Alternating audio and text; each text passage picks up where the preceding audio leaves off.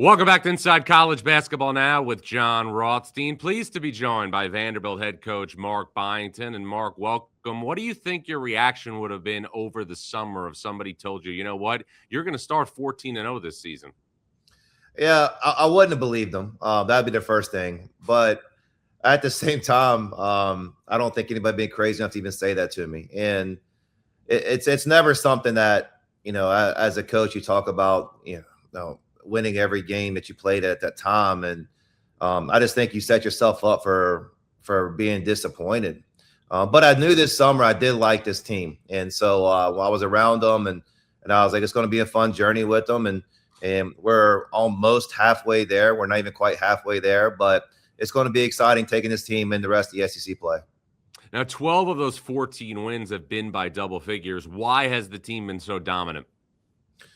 Well, we talk about every possession, and truthfully, if you're looking at kind of how net rankings work and how KenPom works and how some of these analytics work, they really don't care if it's the 78th possession and you're up 25. And so we do it in practice. We emphasize every possession, hunting great shots, and then on defense, playing the right way all the way through. And sometimes that doesn't resonate with your team, but I have guys on my team that it really resonates with, and they understand the importance of it. If you walk over to my team's huddle before I even get there, a lot of times you have Tyler Nickel like saying the same things I'm about to say, like, hey, let's win this possession. Let's be focused here. And so when it comes to players like that and leadership like that, we have that focus all the way through games. Mark, I'd say obviously one of the main attributes that's been associated with your team this season has been the elite play on the offensive side of the floor. Why has your offense been so effective here to start 25-26? It's not some magical thing. It's unselfish and making the right play. They make reads for each other. If somebody else is open, they get off the ball. I think they've really bought into some details and spacing and some things like that. But it's really the player's mindset of it's a contagious thing. If you're unselfish and finding your teammate, they're going to do the same thing for you. Who taught Mark Byington how to coach offense?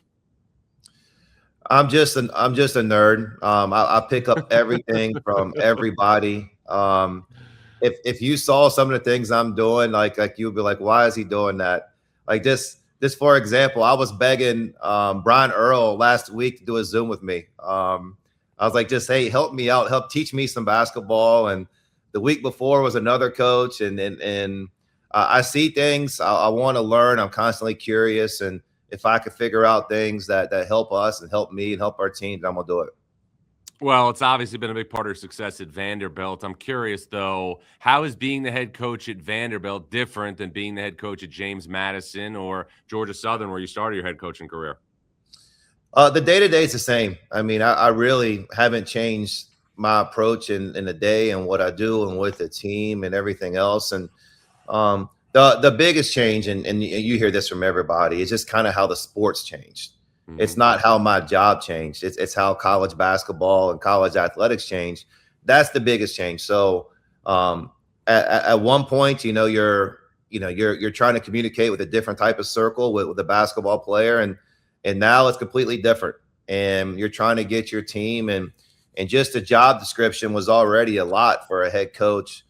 It's more here, but not because it's the SEC or Vanderbilt. It's just because everything changed around it. What is it like to be a college basketball coach in this climate? I think you kind of see the coaches. They always speak out, and I just think we're not on stable ground. And I think a lot of us are probably control freaks, and we like to know what we're getting into and how to approach things. And it's one of those things. If you don't know what tomorrow is going to bring, how are you going to prepare for it? And so there's an anxiety in that. And I think all coaches feel that is you don't want to be the last one to figure out how this business works. And the way that we've all done it, it keeps shifting. And so I think that's just what we want to say. How does this thing really work? Let us make a plan. Let us do the best we can with the structure we're in. But right now, the structure is fluid, so there really is no structure. No doubt about that, but you still have to worry about and focus on coaching your team. And prior to your arrival at Vanderbilt, there really wasn't a lot of consistent winning after Kevin Stallings left and took the Pittsburgh job, about 10 years ago. What were your initial feelings and expectations about the job when you decided to take it after leaving James Madison? Yeah, I mean, it's kind of a trend of what I've done is you get into a job, whether it was Georgia Southern, and I think I walked into that one of 7 straight losing seasons, and then James Madison and here, and you kind of just look at your situation and say, all right, can I have a plan to be able to move this thing forward? And the first thing you do is your staff, and you get a staff that can help you and believes in you, and really. We talked about this initially in our first couple weeks of meetings. Like, we got to roll our sleeves up, and like we got to really work hard to try to get this thing off the ground. And I had the right staff to do that. Then obviously the staff helps you find players and the people around you. But then before I even took the job, I looked at it as something I thought it could be more than what it was. Mhm. And not just me coming in and everything else. I looked at it saying, there's so much potential there to be really good. And if I got the right support around me and get the right players, then we have a chance to be successful. Why did you think that Vanderbilt had those attributes that it could be more than maybe people thought it was? Well, I mentioned that I didn't like how college sports is changing so much in the frame. But at the same time, there was so much going on in college sports. There's room for teams to kind of sneak in that maybe not a traditional power. Mhm. And there's so much flux and confusion and chaos right now in our thing. It's if you can kind of figure out something to be able to sneak yourself in there. Now, what I didn't anticipate was I take a job in the SEC, and the SEC was the best league historically ever. You don't think that's going to be your year one taking a job. But at the same time, it forced us to learn a lot, and me and our team and how we're going to go forward. But I looked at Vanderbilt and I said, look, people say that you cannot be successful because the academic rigors. And I just thought, well, that's a label that makes it easy for somebody else to put a label on something where it's not true. Like there's a lot of people who want to play at the highest level basketball and get the highest level education.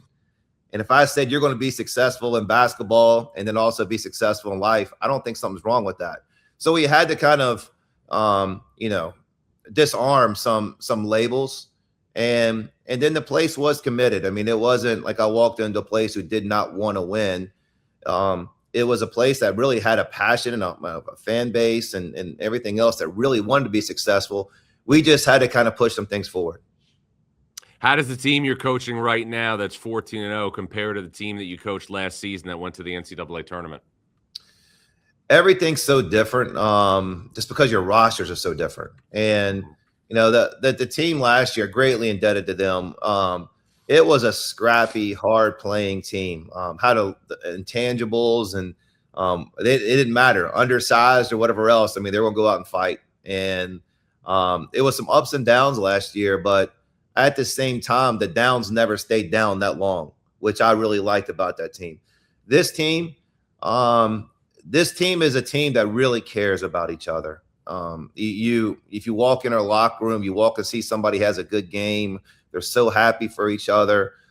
It makes it fun to coach them, and we know that tough times are coming. But if you're going through tough times or adversity or how hard this job is, you want to take it with guys who care about each other and care about the right things. And so, and really the biggest thing we have right now is I brought back 3 guys from last year's team who that are really kind of accelerated for where we are this year. And Devin McLaughlin, Tyler Tanner, Tyler Nickel.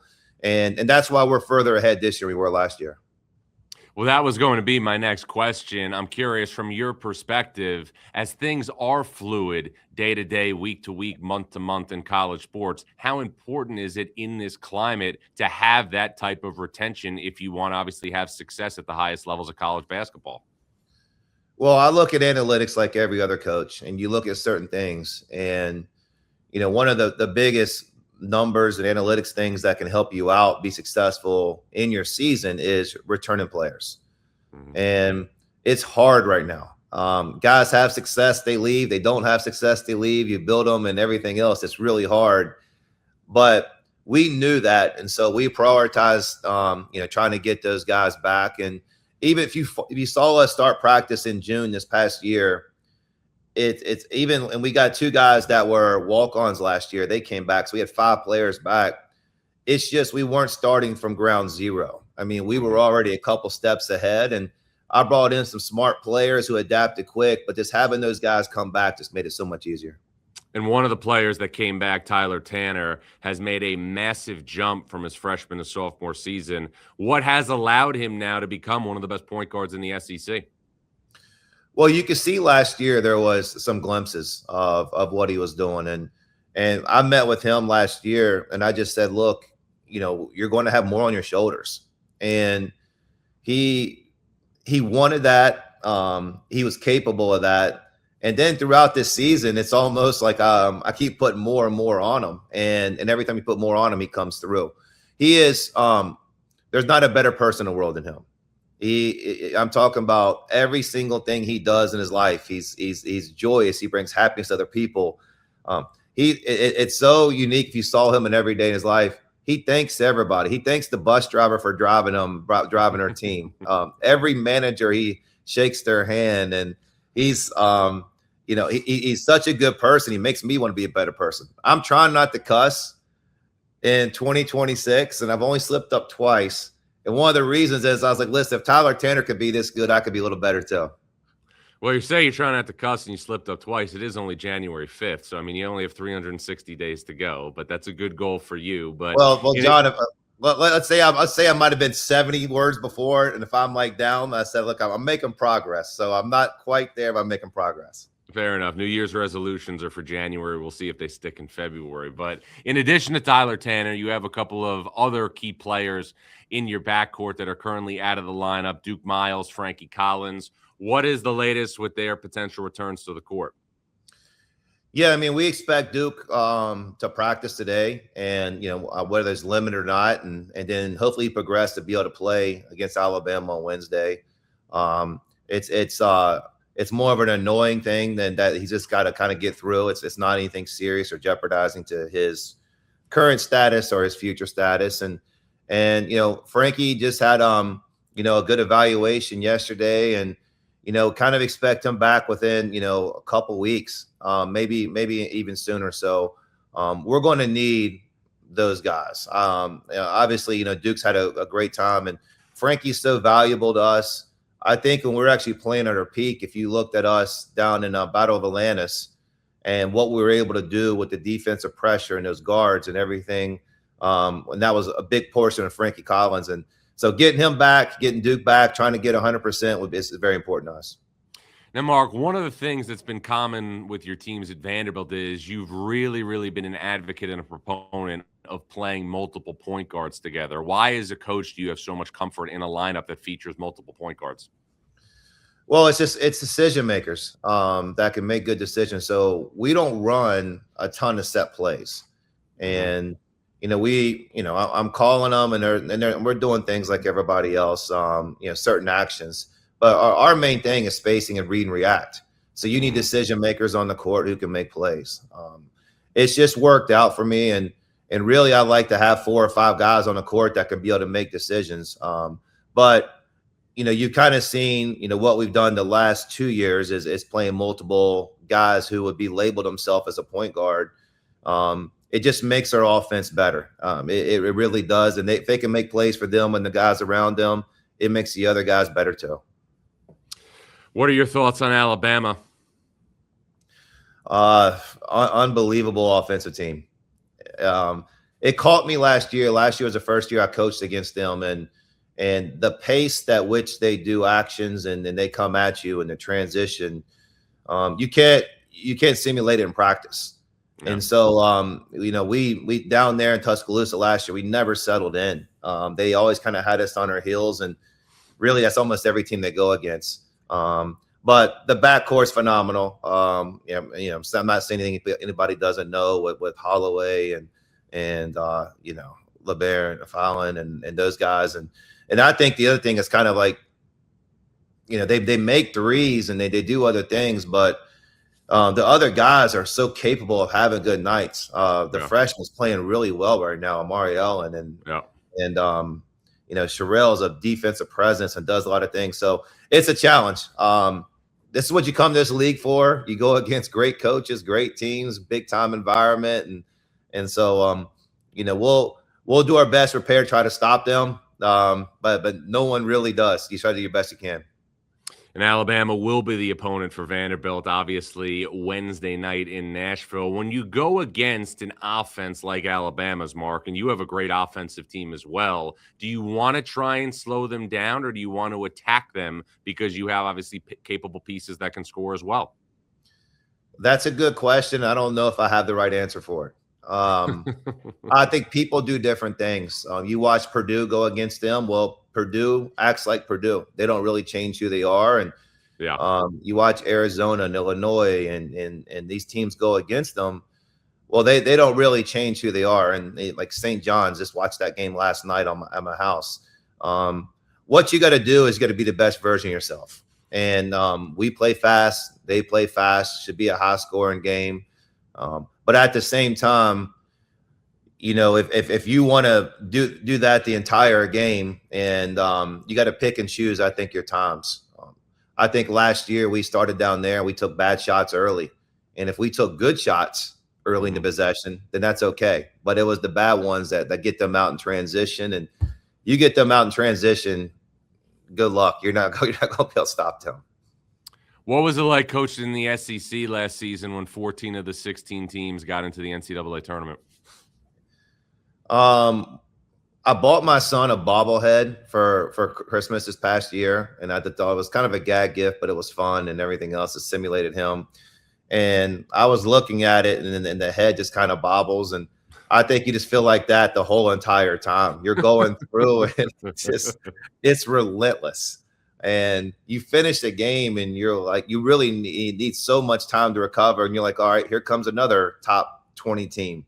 And here comes another one. Here comes another one. And when you win, you've accomplished something. You really have. But at the same time, you just kind of learned last year, you go through it. And whatever happens, you got to get up for the next one. And we had a stretch last year. We played 6 top 25 teams in a row, and we lost the first 3. Yeah. And then we came back and won the next 3. And then it was funny. I had a media guy ask me after that, and it says, well, luckily you're not playing a top 25 team next. And, so it should be easier. And I was like, aren't we playing Arkansas? And right. Or if Arkansas is ever your easy game, I don't know what's wrong. And then sure enough, we lost to Arkansas, and they were a hot team at the time, end up in the Sweet 16. But there's no nights off in this league. That's one thing you learn. It'll be the same thing this year. Mark, I'm always fascinated in doing this as long as I have, how coaches always hold on to tough losses more than they enjoy great wins. So for Mark Byington, give me one win during your coaching career that always resonates, and give me your toughest loss. The wins that stick out, and you said it exactly right. Like the wins, I just move on so quick from. The losses, really stick. And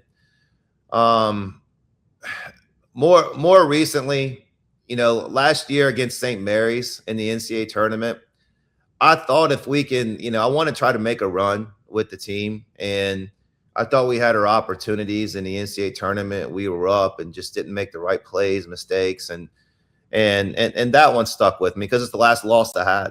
And that one was really tough. Well, the ones that really hurt are when you feel like as a coach, you didn't prepare your team the best you could. And, something went wrong that you could have controlled. You can't control everything, but something that you could have. And, like there was a time we lost at home when I was at JMU to UNC Wilmington and played perfect defense on a silent out of bounds play. And a guy made an incredible 3-point shot to win the game right at the horn. And you're sitting there as a coach, you're like, we did everything right and still lost. Right. So you should be cool with that. Like move on. You did everything right. Perfect defense. So you wouldn't change anything. Guy just made a shot, but you can't. And I don't know. I think it's a hazard of the job. It's probably why it makes people, enjoy, the wins and then the hard parts. But it's you don't get over them. You don't. I mean, I could almost tell you every single loss I've had that are like that. I could go through and keep you on here for hours. Well, what was your win? That's obviously stands out. I think last year it was a couple of them, and we got fined for this big time, but the court stormings at home here at Vanderbilt.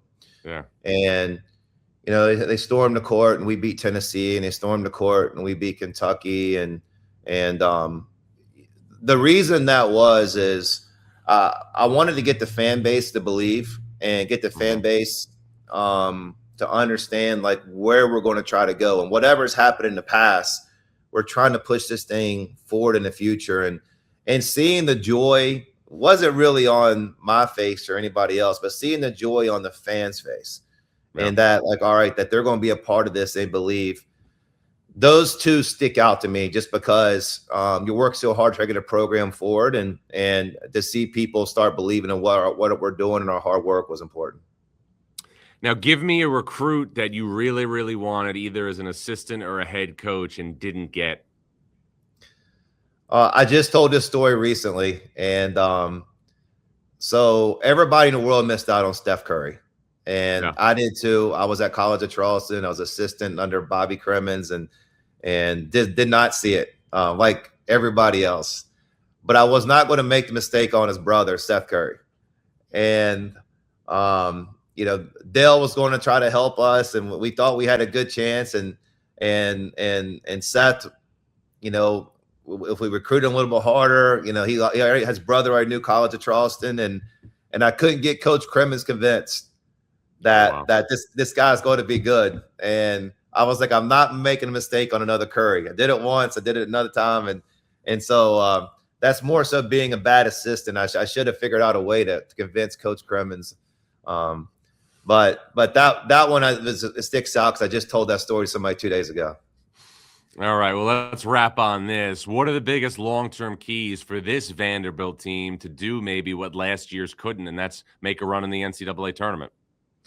Well, I mean, one thing you looked at us last year is we weren't great on defense. I think we were last in the SEC, and we had a pretty good offensive team last year, and that's going to be our thing. When we're in transition, we're really good, and that gets our stops going and things like that. So our defensive focus and just priority is got to stay. We're better this year, and we got to even take a jump there to win on the road in this league and do some things and be able to stop these guys or come close.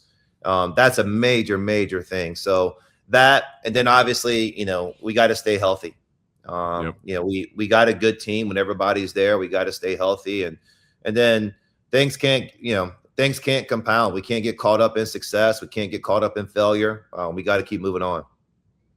Well, Mark, it's going to be a lot of fun to cover. Congrats on the great start. Appreciate a couple minutes, and as always, look forward to staying connected along the way.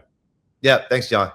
You got it. That's Vanderbilt head coach Mark Byington. I'm Jon Rothstein, and this is Inside College Basketball Now.